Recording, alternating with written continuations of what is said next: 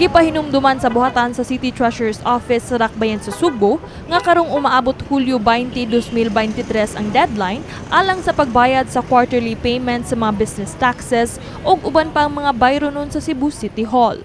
Human sa deadline, aduna nay 25% nga surcharge ug dugang interes nga 2% kada buwan hangtod nga hingpit kining mabayran.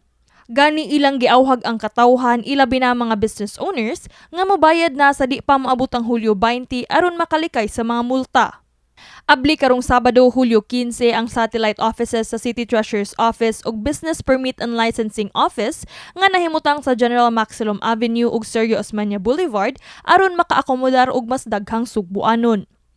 Mahinumduman nga gilusad sa maong departamento ang sayaw sa buhis sa niaging buwan aron sa pagdasig sa publiko nga tumanon ang ilang responsibilidad sa pagbayad og buhis. Gipahibaw sab sa Department of Social Welfare and Services kun DSWS nga mamahimo ng madawat sa atong mga kaigsuonang persons with disability PWDs ang ilang financial assistance karong Biyernes, Hulyo 14. Mao kini ang ikaduhang hugna karong tuiga sa paghatag sa nahisgotang tabang pinansyal nga naglangkob sa buwan sa Abril, Mayo ug Hunyo.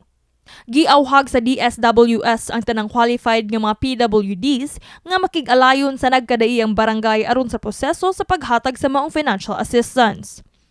Kini si Queenie Joligon alang sa My TV Cebu.